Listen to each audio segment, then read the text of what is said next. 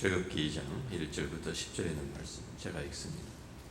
레위 가족 중 한 사람이 가서 레위 여자에게 장가들어 그 여자가 임신하여 아들을 낳으니 그가 잘생긴 것을 보고 석 달 동안 그를 숨겼으나 더 숨길 수 없게 되매 그를 위하여 갈대 상자를 가져다가 역청과 나무진을 칠하고 아기를 거기 담아 나일 강가 갈대 사이에 두고 그의 누이가 어떻게 되는지를 알려고 멀리 섰더니 바로의 딸이 목욕하러 나일 강으로 내려오고 시녀들은 나일 강가를 거닐 때에 그가 갈대 사이의 상자를 보고 시녀를 보내어 가져다가 열고 그 아기를 보니 아기가 우는지라 그가 그를 불쌍히 여기되 이는 히브리 사람의 아기로다.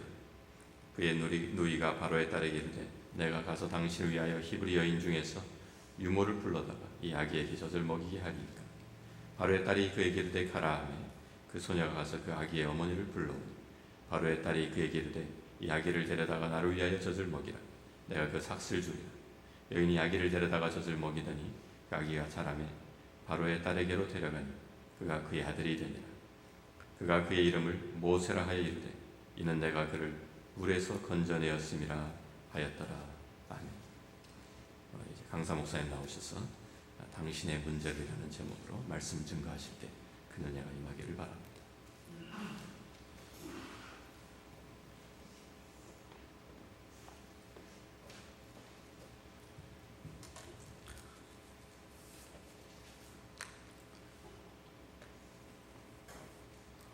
기도하겠습니다.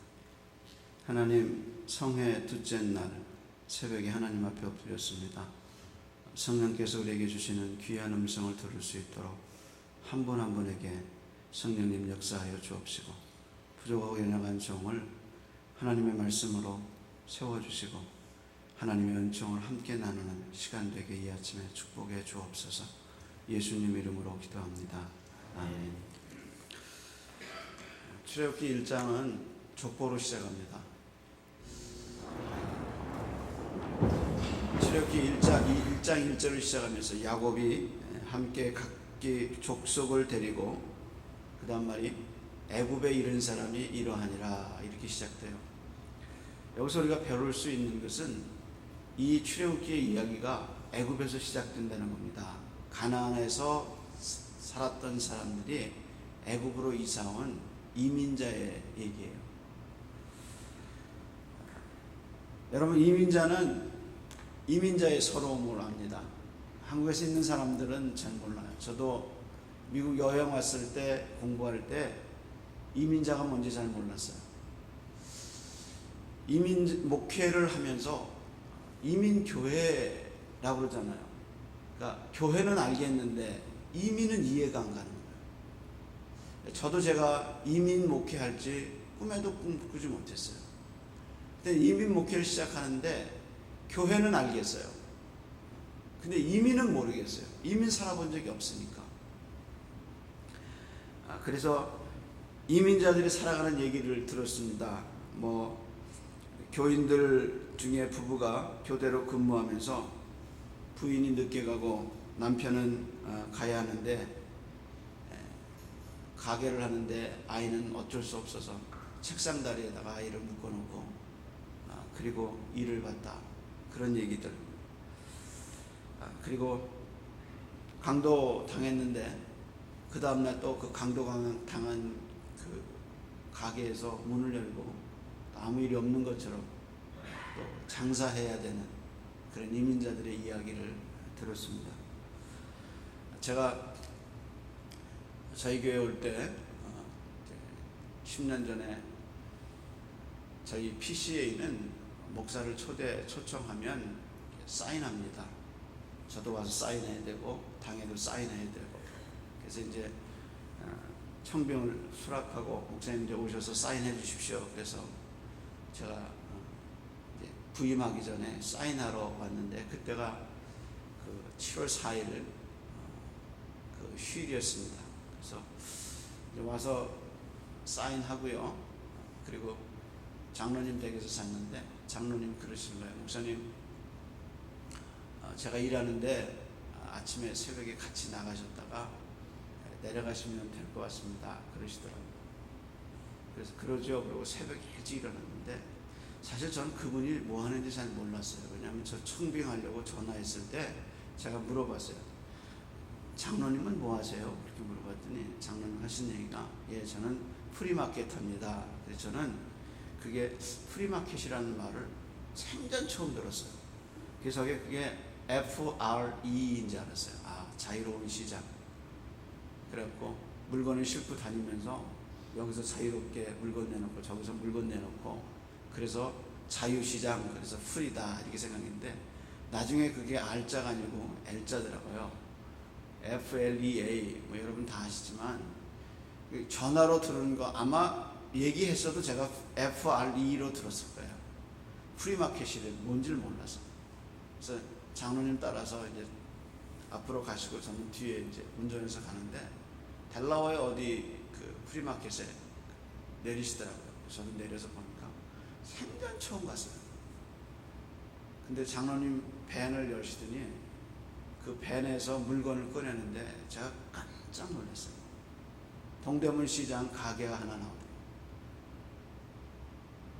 그 물건을 다 꺼내가지고 큰 좌판 2개에다가 물건을 하나하나 배열하는 걸 보면서 동대문 시장 하나가 나왔다가 또 밤이 되면 그 시장을 또 걷어서 넣는 거예요. 그때 제가 하나님의 은혜가 길에 있다고, 아, 이민 목회는 목회자가 누리면 안 되겠구나. 이런 분들하고 내가 목회를 해야 되는구나. 제가 그 교회 부임하기 전에 장로님 가게에 가서 참 제가 은혜 받았어요. 그래서 제가 마음을 새롭게 하고 교회에 갔습니다. 여러분, 이민 안 살아본 사람은 이민자 아픔 몰라요. 이민교회 안 섬겨본 목회자는 이민교회가 뭔지 몰라요. 이스라엘 백성이 애굽에서 살았다는 거 그거 보통 일 아니에요. 우리 미국에서 사는 것 이상으로 애굽에서 사는 게 쉽지 않아요. 근데 문제는 1장 8절에 요셉을 알지 못하는 왕이 일어났다 그랬어요. 이건 애굽의 왕이 바뀐 게 아니라 왕조가 바뀐 거예요. 고려시대가 있다가 조선시대에 들어선 거예요. 그래서 완전히 그 앞에 있던 왕조를 깡그리 다 무시하는 거예요. 그래서 요셉을 알지 못하는 왕이 났다는 말이, 아니 왕이 어떻게 역사를 몰라요?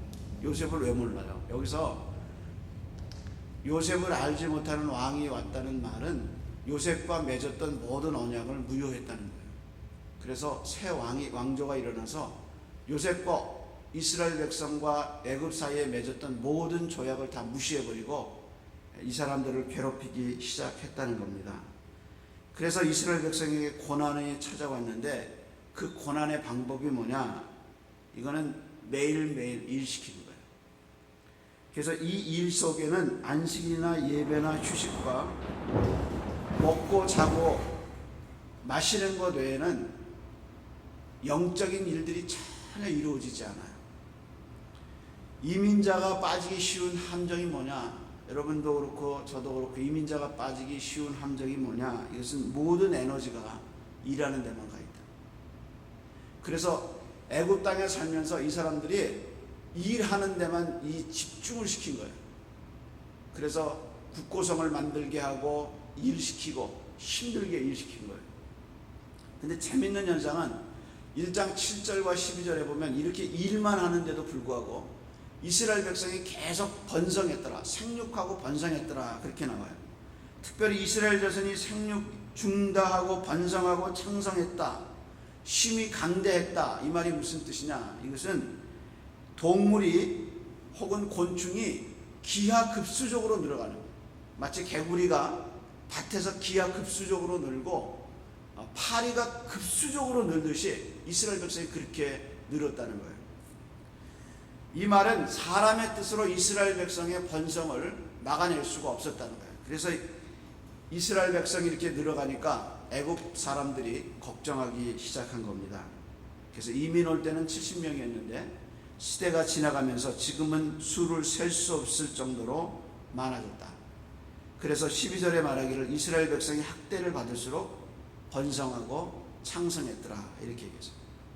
따라서 우리는 여기서 도대체 이스라엘 백성이 이렇게 일만 하는데도 번성한 이유가 뭐냐 하는 것을 물어야 합니다. 여기 생육하고 번성했다는 말이 창세기 9장의 노아의 언약에서 쓰였는데 9장의 1절에 이렇게 얘기했습니다. 하나님이 노아의 아들들에게 복을 주시며 그들에게 이르시되 생육하고 번성하고 땅에 충만하라, 그렇게 얘기했습니다. 그러니까 하나님이 노아의 자식들에게 축복하신 그 창세기의 축복의 그 모습이 본국을 떠나서 노동으로 지쳐있고 힘든 이민자의 삶을 살아가는 애굽에 있는 사람들에게도 그대로 이루어졌다는 거예요. 다시 말해서 창세기에 살아계신 노아의 가족들을 축복하신 하나님이 출애굽기에도 애굽 속에서도 살아계셔서 이스라엘 백성에게 여전히 함께하고 계시다는 상징적인 표현을 지금 생육하고 번성했다는 말로 1장과 2장에서 얘기하고 있다는 겁니다. 여러분, 우리가 여기 와가지고 그래도 이만큼 한민족이 사는 거 우리 힘 아니에요. 여러분, 미국 올 때 뭐 갖고 온 사람도 있겠지만 옛날에 뭐 갖고 온 사람이 있겠어요? 100불 들고 왔어요. 목사님 20불 들고 왔어요. 한 사람 수두룩이에요. 근데 애들 키웠죠. 애들 교육시켰죠. 먹고 살만하죠. 이렇게 번성한 게 우리 힘이냐 그거예요? 아니에요. 하나님이 살아계셔서 우리를 오늘까지 인도하신 줄로 믿습니다. 그걸 한국에 있는 분들은 몰라. 이민 안 살아보면 몰라. 창세기에 살아계셔서 애굽 노아의 자식들을 축복하신 하나님이 그 언약을 맺은 애굽에서 살고 있는 그 자식들을 여전히 살아계신 하나님이 보호하고 계신 거예요. 그래서 애굽 왕이 이렇게 번성한 이스라엘 백성을 죽이기 위해서 일을 꾸몄는데 세 가지 일을 꾸몄다 그랬어요. 그 중에 하나가 과도하게 일시킨 거고, 두 번째가 산파를 통해서 아이가 나면 남자이면 살려두고 남자이면 죽이고 여자이면 살려라, 이렇게 지금 나온 겁니다. 그리고 마지막 방법이, 이것도 역사하지 않으니까 법을 만들어 가지고 너희가 스스로 남자이면 애굽 강에다가 버리고 여자아이는 살려라, 그리고 포고령을 내린 겁니다. 이 명령에 대해서 정면으로 반대하고 이스라엘 사람을 도와준 사람이 누구냐? 산파라는 거예요. 먼저 성경은 이 산파에 대해서 얘기하지 않습니다. 예를 들어서 어떻게 애굽 왕이 산파를 불러다가 이런 명령을 내릴 수 있겠느냐, 혹은 산파의 수가 애굽 전체에 얼마나 되고 하루에 신생아가 몇 명이나 태어나는데 이 신생아를 2명의 산파가 다 어떻게 관리하겠느냐, 이런 자세한 정보를 얘기하지 않아요. 다만 산파의 대표적 되는 이 두 산파를 불러다가 애굽 왕이 명령을 내렸다, 이렇게만 성경이 얘기하고 있습니다. 근데 이 산파에 대해서 성경이 두 가지를 얘기해 주고 있어요. 하나는 이 여자들이 신앙이 있었다. 여자의 신앙이 표현된 말이 하나님을 두려워했다, 이렇게 지금 출애굽기 1장에 얘기합니다. 또 하나는 21절에 여호와를 경외했다, 이렇게 하나님을 경외하는 사람들이다 라는 정보를 하나 주고요. 또 다른 정보는 이름에 관한 겁니다. 그래서 출애굽기 1장에 이름이 많이 나옵니다. 1장을 보면 가나안 땅에서 애굽으로 온 70명의 사람들의 이름이 쭉 나오는데 문제는 다 남자라는 거예요. 애굽 왕이 바로인데 바로는 왕의 명칭이지 이름이 아니에요. 바로의 이름도 무명으로 처리되어 있어요. 그런데 유일하게 출애굽기를 시작하면서 남자만 기록하는 유대인의 족보의 습관에도 불구하고 유일하게 출애굽기 시작하면서 여자의 이름이 기록되는데 그 이름이 누구냐? 산파의 이름입니다. 출애굽기 저자는 이 산파의 이름을, 남자들이 70명의 이름이 기록되어 있고 애굽 왕의 이름은 기록하지 않았음에도 불구하고 두 여자의 이름을 기록하므로 독자들에게 이 두 여자의 이름을 너희가 반드시 기억하고 기억하라는 상징적인 메시지를 주는 거예요. 왜 그랬을까? 그것은 이 여자의 신앙 때문에. 그래서 하나님이 이 여자에게 산파에게 복을 주셨다. 그리고 21절에 산파는 하나님을 경외함으로 하나님이 그들의 집을 왕성케 했다. 그래서 여기서 왕성케 했다는 말이요, 산파의 집이 왕성했다는 말이 그 앞에 7절과 12절에 이스라엘 백성이 생육하고 번성했다는 그 말하고 이스라엘 백성이 받은 그 전체의 복하고 지금 산파가 하나님을 경외함으로 받은 그 복하고 두 개의 복이 다르지 않다는 거예요. 여자의 집이 이렇게 번성하고 복되게 됐다라는 것을 우리에게 알려주고 있어요. 그래서 여자의 이름이 뭐냐? 십보라와 그 다음에 부하라는 여자예요. 십보라라는 말의 뜻은 뭐냐? 공평한 사람이다. 부하라는 말은 뭐냐? 향기로운 사람이다 라는 뜻이에요. 출애굽기 1장을 열면서 애굽에 이민 와서 이스라엘 백성이 복을 받았는데 그 많은 복을 받은 사람들 중에 이름을 말한 두 사람 여자 십보라와 부하가 하나님 앞에 이렇게 복을 받은 이유가 뭐냐? 여호와를 경외하고 그가 임금의 명령을 거역하고 이스라엘 백성을 도왔던 사람들이다. 이렇게 기록되어 있어요. 여러분, 이게 얼마나 복된 거예요. 저는 이 교회 여자분들이 이렇게 십보라와 보와 같이 축복에 이르는 여자들이 되기를 축원합니다. 미국 살아보니까요, 여자가 살아야겠더라고요. 제가 저희 집사람 같이 한국에서는 사모님의 역할이나 또 이민교회 사모님의 역할이나 목회자의 역할이 이게 다르구나 하고 느낄 때가 참 많아. 보면 이민 와서 남자들보다 여자들이 다 나가서 일하고 힘들게 있더라. 그래서 여자의 역할이 참 중요하구나 라고 느낀 때가 참 많아. 특별히 여자분들이 믿음에 쓰고 여자분들이 기도하는 그 가정과 교회가 확실히 남자가 따라가는구나 이런 걸 느껴요.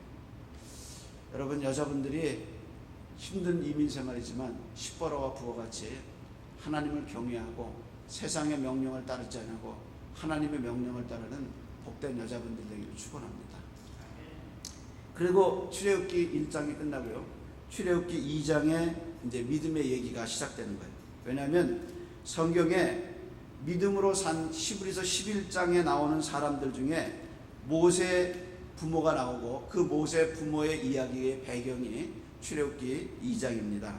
먼저 우리가 2장을 통해서 배워야 하는 것은 믿음의 본질이 무엇인가, 믿음의 역할이라는 것은 무엇인가, 그것을 좀 배울 수 있습니다.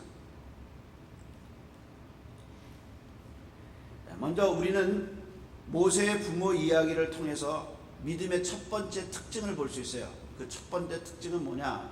현실감이에요. 현실감. 이 말은 모세의 부모가 지금 살고 있는 이 현실이 얼마나 힘든 현실인가 하는 것을 우리가 인식할 수 있다는 거예요. 사실 모세 낳기 전에 모세의 부모는 아이가 있었습니다. 누가 있었죠? 모세의 형이 누구예요? 아론이 있었고, 누나는 누구예요? 미리암 있었어요. 그러니까 미리암을 낳았을 때도 아무 일 없었어요. 그리고 둘째 장자인 아론을 낳았을 때도 이런 사건이 없었어요. 그런데 모세를 낳았을 때는 법이 떨어진 거예요. 남자아이는 벌가, 여자아이는 살려라. 이렇게 지금 법이 왕으로부터 내려온 겁니다. 그래서 3살 많은 아론이 있었는데 이렇게 현실이 모세를 낳을 때는 힘들어졌다는 거예요. 우리가 따로 현실이 힘들게 느껴질 때가 있습니다. 진짜 힘들다. 이민생활이 힘들구나 라고 느껴질 때가 있어요. 근데 여러분, 아무리 힘들어도 우리가 우리 손으로 자식을 죽이는 현실은 아니잖아요. 이민생활이 힘들어도 내가 내 자식 내 손으로 죽여야 되는 현실은 아니잖아요. 지금 애굽에 와서 이민생활하는데 무슨 법이 떨어져가지고 자기 자식을 버려야 되는 거예요. 살아있는 애는 괜찮은데 이제 핏덩어리를 갖다가 버려야 되는 이 법이 떨어진 거예요. 오바마가 그런 명령을 내렸다고 생각해보세요. 신생 하나 갖다 버려라. 이렇게 지금 명령이 미국에서 떨어졌다고 생각해보세요. 애굽의 모세가 사는, 부모가 사는 현실이 지금 그렇게 된 겁니다. 근데 모세의 부모는 그런 현실도 참 이런 현실이 힘들고 어려운데 문제는 믿음이 있다고 해서 그런 현실이 사라지지 않는다는 거예요.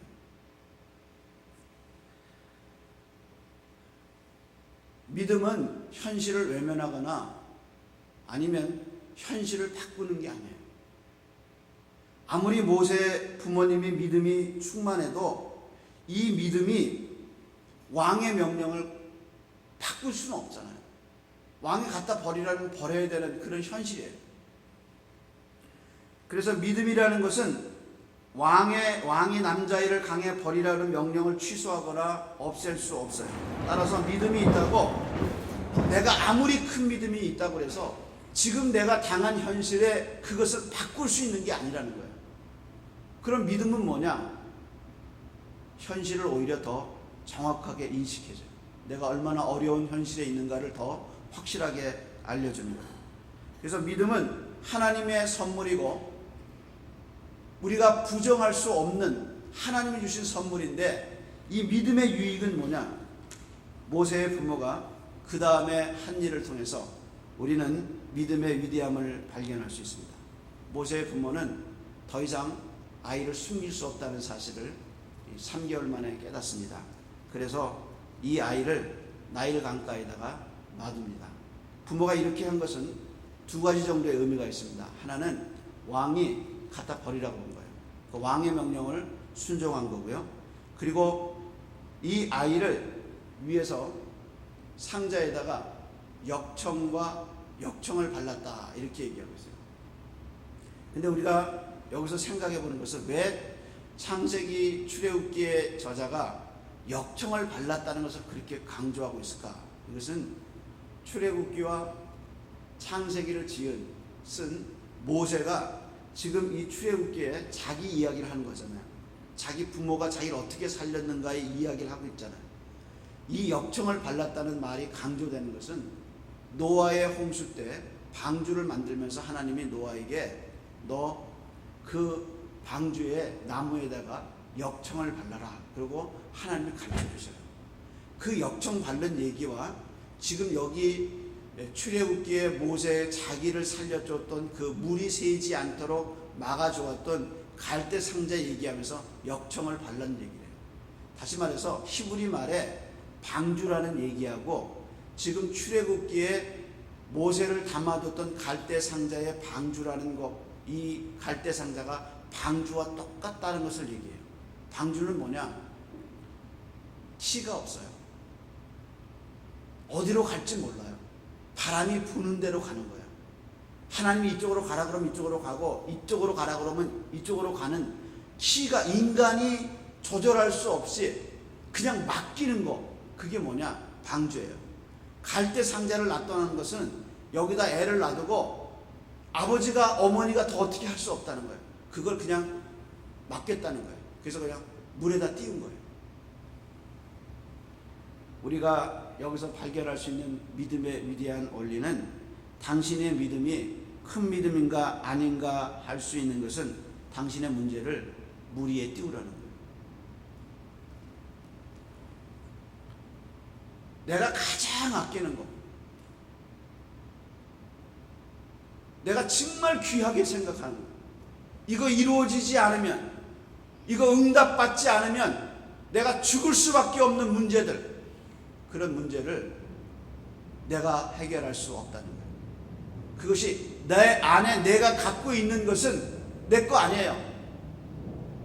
그것을 하나님 앞에 맡기고 버리고 하나님 앞에 던지는 거, 그게 뭐냐? 큰 믿음이에요.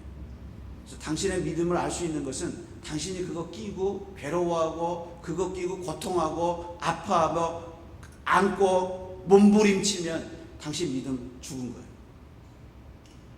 어떻게 해야 되냐? 물 위에 띄우라는 거예요. 그래서 모세 부모가 모세를 그 하나님 주신 아름다운 아이, 자기가 3개월 동안 정말 모든 것을 다해서 그 간직했던 아이를 역청에 하나님이 이끄시는 방주에다가 맡겨두고 물 위에다 띄운 겁니다. 이거를 베드로 사도가 베드로전서 5장 7절에 이렇게 얘기했어요. 너희 염려를 다 주께 맡겨 버려라. 이는 저가 너희를 권고하심이라. 여기서 이는 저가 너희를 돌보심이라, 권고하심이라 라는 뜻은요, 그가 take care of 하겠다, 그 뜻이에요. 하나님께서 네가 네 염려를 맡기면 내가 take care 하겠다, 이렇게 얘기하시는 거예요. 그러면 거꾸로 내가 맡기지 않고 그걸 계속 가지고 있으면 하나님 어떻게 하셔요? 돌볼 수 없어요. 믿음은 뭐냐? 내 안에 있는 것을 끄집어내서 하나님께 던지는 거예요. 맡기는 거예요. 그러면 하나님이 돌보시겠다 약속했어요. 목사님, 왜 나는 역사가 없을까요? 난 그렇게 기도하고 오래 매달리는데 왜 하나님이 이 문제 해결하시지 않게? 당신 품에 있으니까 그러지. 모세의 부모가 모세를 집안에 끼고 있었으면 그 아이 절대로 구할 수 없어요. 내 새끼인데 이 새끼 어떻게 내놔? 이 귀한 거 어떻게 내놔? 이거 내가 어떻게 해봐야지, 내 자식. 그 끼고 평생을 살아보세요. 그 자식 믿음 생기나? 하나님께 던져야 돼요. 물 위에 던져야 돼요. 그러면 하나님이 해결하셔요. 그게 믿음이에요. 제가 좀 어려운 교회를 갔어요. 한 60명 작년 모이는 교회 갔는데 25명, 35명 이렇게 나눠져 가지고 3년을 싸우는 교회를, 그런 교회인지 모르고 청병을 받아 갔습니다. 가서 보니까 그래요. 근데 한 4년 스트로크를 했습니다. 힘들게 4년을 했는데 3년 정도 지나니까 저는 제가 가기 전에 이미 교회가 갈라져 있어가지고 참 주일날 쓰면은 저를 이제 초빙한 한 35명 이렇게 성가대 있고요. 이쪽에 25분은 이제 저를 청빙하지 않은 거죠. 그러니까 둘이 나눠져 있어요. 예배를 드리고 나면 교육관에 가면 식사를 하면 이제 파워는 이쪽이 잡았으니까 식사를 하면은 그분들은 가만히 계시다가 기도 끝나고 식사 끝나면 나와서 음식을 쫙 받아가지고 자기네끼리 밥 먹고, 또 이쪽은 이쪽이 밥 먹고, 그런 교회를 제가 갔습니다. 한 번도 그분들하고 개인적으로 뭐 다투거나 얼굴 붉힌 일이 없어요. 제가 가기 전에 그분도 저를 모르고 그분들도 나도 그분들을 몰라. 그냥 가니까 저기에 나는 그냥 목회자가 아니에요. 저 사람은 이따가 가야 하는 사람. 근데 저쪽에서 편지를 보냈어요, 저한테. 변호사 명의로 해가지고 편지를 보냈어요. 편지의 내용은 그겁니다. 몇 월 며칠까지 목양실을 비우지 않으면 이후에 일어나는 모든 책임은 당신에게 있습니다. 저희가 매일 재판했거든요. 총에서 내려서 재판하고 노에서 재판. 근데 이제 3년 만에 그 편지가 딱 온 거예요. 점심 먹으러 이제 집사람하고 나가는데 석 달이 왔어요, 교회에서. 그래서 보니까 그렇게 써 있어요. 점심 먹으러 나가는데 집사람이, 야, 어떻게 이럴 수 있나. 그래도 나가서 점심을 제가 잘 먹었습니다. 저희 집사람이 그러더라고요. 당신 밥이 들어가?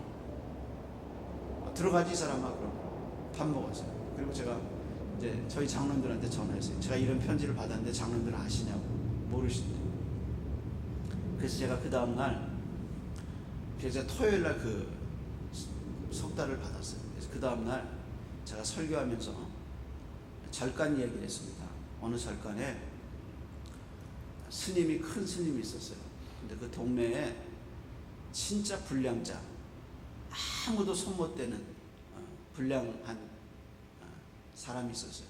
아버지가 이 불량한 아들이 너무 불량하니까 스님한테 맡긴 거예요. 근데 이 불량자가 이 비행 청소년이 와가지고 절에서 사는데 오직하겠어요. 그러니까 그 제자들이 큰 스님을 찾아온 거예요. 얘 때문에 절이 안 됩니다. 스님, 얘를 택하든가 아니면 우리를 택하십시오. 그런 거예요. 그랬더니 큰 스님이 가만히 생각하더니 너희들이 나가라. 깜짝 놀랐죠. 왜 우리가 나가요? 그랬더니 그 큰 스님이 이렇게 얘기한 거예요. 너희는 나가면 어디 가든지 환영받을 수 있지만 얘는 나가면 아무도 받아주지 않는다. 내가 얘를 데리고 살아야겠다. 그리고 너희가 나가고 얘는 내가 데리고 있겠다. 그런 거예요. 제가 그 얘기를 하면서 그 아침에 주일날 그랬습니다. 제가 어저께 편지를 받았는데 저쪽 분들이 저한테 이렇게 편지를 보냈는데 제가 가려고 보니까 갈 데가 없습니다. 제가 통장에 돈이 얼마나 있던가 보니까 한 500불 있습니다. 절간의 정신도 갈 데가 없는 사람을 받아주는 것이 절간의 정신인데 제가 이 속달을 받고 이 편지를 받고 느낀 게 교회가 복음의 정신이 무엇인가 라는 것을 제가 생각하게 보게 됐습니다. 제가 그 설교한 뒤로 그 분들이 도의적으로 기가 꺾였어요. 제가 이민 목회를 해가면서요, 내가 할 수 없는 일들, 내 힘으로 할 수 없는 일들이 있다는 걸 너무 많이 절실하게 느꼈어요. 그래서 물 위에 띄우는 걸 배우기 시작했습니다. 하나님 앞에 띄우고 하나님의 이 일을 어떻게 인도하시나 물에 띄우는 것을 이민 목회하면서 배웠습니다. 제가 뽑으면 또 생겨요. 하나님이 해주시면 일이 없습니다. 모세의 부모를 보세요. 갈대 상자에 가장 아끼는 모세를 강물에 띄웠어요. 여기서부터 하나님의 역사가 시작됩니다. 여러분이 하나님을 믿는다는 것, 그것은 하나님께 맡김을 배우지 못하면 하나님을 믿는 게 아닙니다. 맡기는 신앙이 없이는 평안이 없어요. 하나님께 맡기는 것을 배우지 못하면 평생 염려와 걱정 속에서 살아갑니다. 그래서 하나님 앞에 맡기고 모세의 부모가 어떻게 했느냐? 목사님, 나는 맡겼는데요. 그 다음에 어떻게 해야 되나요? 이렇게 묻는 분이 있습니다. 하나님께 맡긴 사람은 몇 가지 특징이 있어요. 말로는 다 맡기죠. 근데 진짜 하나님 앞에 맡긴 사람은 몇 가지 특징이 있습니다. 그 중에 하나가 염려가 사라집니다. 그 대표적인 경우가 한나인데, 한나가 실로의 장막에서 하나님 아들 달라고 기도한 다음에 그 다음 말이 뭐라 그랬냐? 집에 돌아가서 뭐가 없었다고 그랬어요? 수색이 없었다. 염려가 없었다고 그랬어요. 여러분, 하나님께 맡긴 사람은 영적으로 평안이 찾아와요. 그래서 내가 맡겼는지 안 맡겼는지 자기가 알 수 있는 영적 그 온도계가 뭐냐? 여전히 걱정이 나를 지배하고 있으면 아직 못 맡긴 거예요. 근데 하나님께 맡기고 나면요, 평안이 찾아와요. 그래서 너희 염려를 다 주께 말말 맡기라 그랬어요. 우리가 잘 아는 빌립보서 4장 6절 7절에 뭐라고 그래요? 아무것도 염려하지 말고 라고 시작하잖아요. 그 다음에 말이 끝이 뭐예요? 그리하면 그리스도 예수 안에서 하나님의 평강이 너희 마음과 생각을 지키시리라. 그래서 하나님께 맡기고 나면 진짜 하나님이 주시는 평안이 있어요. 그래서 한나가 수색이 없었다는 말이 그게 영적으로 맡긴 사람이 얻을 수 있는 하나님의 축복입니다. 또 하나 맡긴 사람의 특징은 뭔가? 잘 들으세요. 기대감이에요. 기대감. 4절에 보면 누이가 어떻게 되나 알려고 서서 있다. 한번 4절 한번 읽어봅시다. 3절 4절입니다. 출애굽기 2장 3절 4절 한번 같이 읽어볼까요? 더 숨길 수 없게 되며 그를 위하여 갈대 상자를 가져다가 역청과 나무진을 칠하고 아이를 거기 담아 나일강 갈대 사이에 두고 그 누이가 어떻게 되는지를 알려고 멀리 섰더니. 맡긴 사람의 특징은 뭘까? 그것은 이걸 하나님이 어떻게 인도하시는가 기대감이 생겨요. 그래서 멀리 서서 바라보고 있었다 그랬어요. 이 멀리 서서 바라봤다는 말이 출애굽기 한 번 더 쓰이는데, 출애굽기 14장 이스라엘 백성이 가나안에서 애굽에서 나와서 가나안을 향해 가다가 홍해를 막히잖아요. 홍해 바닷가 앞에서 더 갈 수 없는 상황에 있을 때 이스라엘 백성이 다 두려워했어요. 그때 모세가 서서 한 말이 뭐냐? 너희는 가만히 서서 여호와께서 행하시는 구원을 바라봐라. 그렇게 얘기해요. 여기 가만히 서 있다는 말이, 지금 미리암이 동생을 이렇게 갈대 상자를 해서 그 갈대 위에다 올려놓고 강물에 띄워놓고 어떻게 되나 보는 것과 출애굽기 14장에 너희는 가만히 서서 하나님의 행하시는 일을 바라보라는 말하고 똑같은 말이에요. 다시 말해서 하나님께 맡긴 사람의 특징은 하나님이 어떻게 이 문제를 해결하시나 기대감을 갖고 기다리는 거예요. 여러분, 매일매일 기대감을 갖고 사세요. 하나님이 오늘은 어떻게 나를 인도하실까? 하나님이 행하시는 일을 기대하는 사람은요, 상황이 악화된다고 놀라지 않아요. 왜냐하면 하나님이 그 상황도 알고 계시기 때문에. 반대로 일이 잘 돼도 교만해지지 않습니다. 여러분, 교만과 좌절은 한 몸에 두 머리를 가진 쌍둥이입니다. 일이 잘 되면 교만하는 건 뭐냐? 내가 했다는 거예요. 일이 안 될 때 낙심하는 건 뭐냐? 내가 못하기 때문에. 근데 하나님 앞에 맡긴 사람은 어떤가? 일이 잘못돼도 이것은 하나님이 인도하실 거고, 일이 잘 돼도 내가 한 게 아니에요. 그래서 교만과 좌절은 쌍둥이입니다. 하나님이 인도하신 걸 아는 사람은 좌절하지 않아요. 이 문제를 통해서 하나님이 자신의 영광을 드러내시겠구나 기대하게 된다는 겁니다. 하나님이 이 문제를 어떻게 인도하시나? 미래가 기다려지고 기대되고 하나님이 인도하신 것을 바라보게 되는 것이에요. 모세의 부모가 모세를 띄워놓고 미리암을 통해서 기다릴 때 하나님 어떻게 하셨어요? 인간이 전혀 생각하지 못했던 바로의 공주가 와서 목욕하러 왔다고 그랬어요. 그 목욕하러, 집에 목욕탕이 없어 목욕하러 왔겠어요? 이거는 애굽의 태양신에게 절하기 위해서, 그 기운을 받기 위해서 제사하기 왔다는 말과 비슷한 거예요.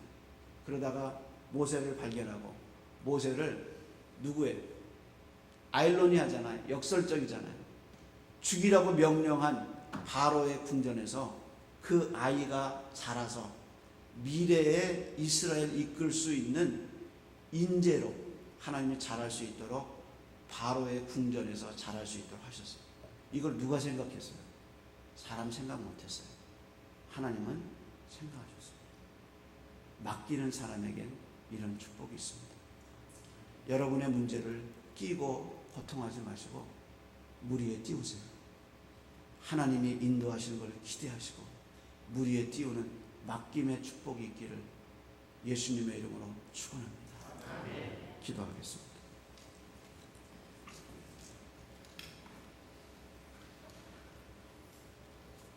여러분, 뭐 그렇게 안고 고통하고 힘들어 하십니까? 갈대 상자는 방주입니다.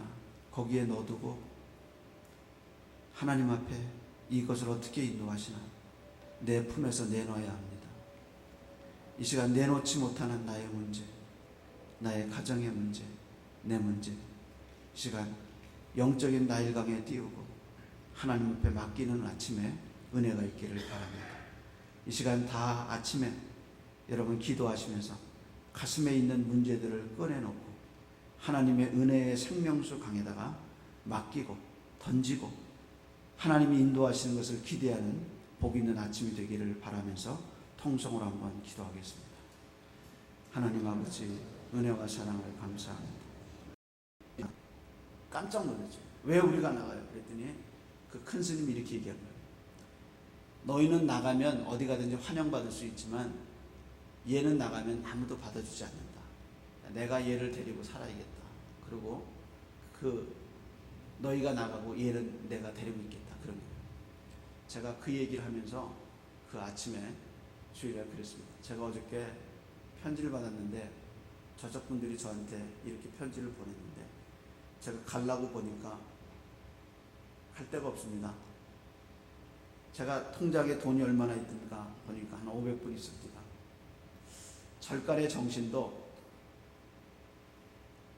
갈 데가 없는 사람을 받아주는 것이 절간의 정신인데, 제가 이 속달을 받고 이 편지를 받고 느낀 게 교회가 복음의 정신이 무엇인가 라는 것을 제가 생각하게 보게 됐습니다.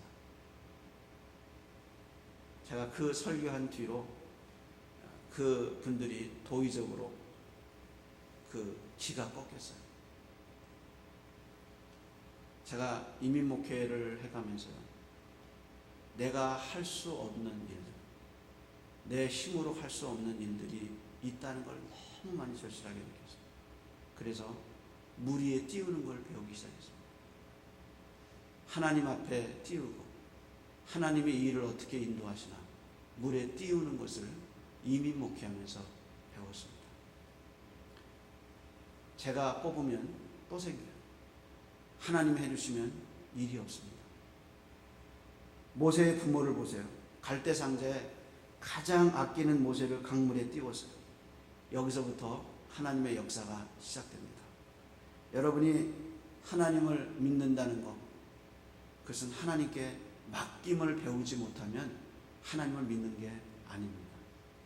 맡기는 신앙이 없이는 평안이 없어요.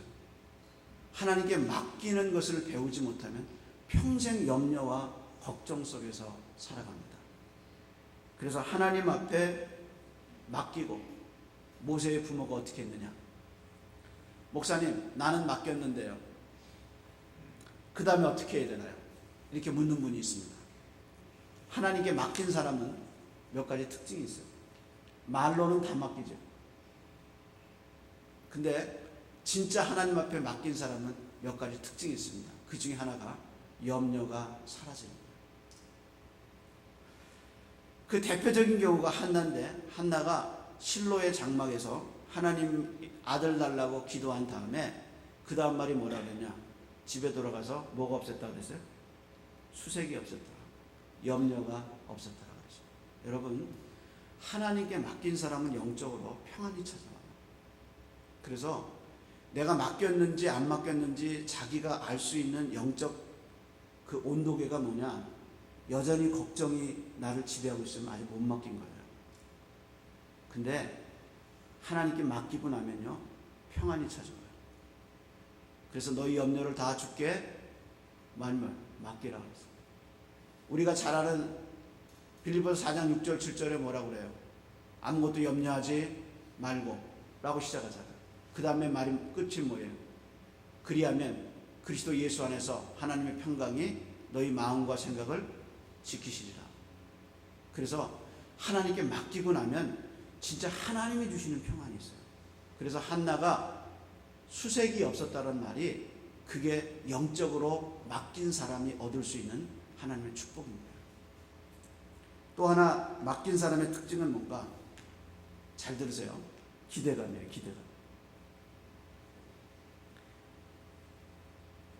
4절에 보면 누이가 어떻게 되나 알려고 서서 있다. 한번 4절 한번 읽어봅시다. 3절 4절입니다. 출애굽기 2장 3절 4절 한번 같이 읽어볼까요? 더 숨길 수 없게 되며 그를 위하여 갈대 상자를 가져다가 역청과 나무진을 칠하고 아이를 거기 담아 나일강 갈대 사이에 두고 그 누이가 어떻게 되는지를 알려고 멀리 섰더니. 맡긴 사람의 특징은 뭘까? 그것은 이걸 하나님이 어떻게 인도하시는가 기대감이 생겨요. 그래서 멀리 서서 바라보고 있었다 그랬어요. 이 멀리 서서 바라봤다는 말이 출애굽기 한 번 더 쓰이는데, 출애굽기 14장 이스라엘 백성이 가나안에서 애굽에서 나와서 가나안을 향해 가다가 홍해를 막히잖아요. 홍해 바닷가 앞에서 더 갈 수 없는 상황에 있을 때 이스라엘 백성이 다 두려워했어요. 그때 모세가 서서 한 말이 뭐냐? 너희는 가만히 서서 여호와께서 행하시는 구원을 바라봐라. 그렇게 얘기해요. 여기 가만히 서 있다는 말이 지금 미리암이 동생을 이렇게 갈대 상자를 해서 그 갈대 위에다 올려놓고 강물에 띄워놓고 어떻게 되나 보는 것과 출애굽기 14장에 너희는 가만히 서서 하나님이 행하시는 일을 바라보라는 말하고 똑같은 말이에요. 다시 말해서 하나님께 맡긴 사람의 특징은 하나님이 어떻게 이 문제를 해결하시나 기대감을 갖고 기다리는 거예요. 여러분 매일매일 기대감을 갖고 사세요. 하나님이 오늘은 어떻게 나를 인도하실까? 하나님이 행하시는 일을 기대하는 사람은요, 상황이 악화된다고 놀라지 않아요. 왜냐하면 하나님이 그 상황도 알고 계시기 때문에. 반대로 일이 잘 돼도 교만해지지 않습니다. 여러분, 교만과 좌절은 한 몸에 두 머리를 가진 쌍둥이입니다. 일이 잘 되면 교만하는 건 뭐냐? 내가 했다는 거예요. 일이 안 될 때 낙심하는 건 뭐냐? 내가 못하기 때문에. 근데 하나님 앞에 맡긴 사람은 어떤가? 일이 잘못돼도 이것은 하나님이 인도하실 거고, 일이 잘 돼도 내가 한 게 아니에요. 그래서 교만과 좌절은 쌍둥이입니다. 하나님이 인도하신 걸 아는 사람은 좌절하지 않아요. 이 문제를 통해서 하나님이 자신의 영광을 드러내시겠구나 기대하게 된다는 겁니다. 하나님이 이 문제를 어떻게 인도하시나? 미래가 기다려지고 기대되고 하나님이 인도하신 것을 바라보게 되는 것이에요. 모세의 부모가 모세를 띄워놓고 미리암을 통해서 기다릴 때 하나님 어떻게 하셨어요? 인간이 전혀 생각하지 못했던 바로의 공주가 와서 목욕하러 왔다고 그랬어요. 그 목욕하러, 집에 목욕탕이 없어 목욕하러 왔겠어요? 이거는 애굽의 태양신에게 절하기 위해서, 그 기운을 받기 위해서 제사하기 왔다는 말과 비슷한 거예요. 그러다가 모세를 발견하고 모세를 누구예요? 아이러니하잖아요. 역설적이잖아요. 죽이라고 명령한 바로의 궁전에서 그 아이가 자라서 미래의 이스라엘을 이끌 수 있는 인재로 하나님이 자랄 수 있도록 바로의 궁전에서 자랄 수 있도록 하셨어요. 이걸 누가 생각했어요? 사람 생각 못했어요. 하나님은 생각하셨어요. 맡기는 사람에겐 이런 축복이 있습니다. 여러분의 문제를 끼고 고통하지 마시고 물 위에 띄우세요. 하나님이 인도하시는 걸 기대하시고 물 위에 띄우는 맡김의 축복이 있기를 예수님의 이름으로 축원합니다. 기도하겠습니다.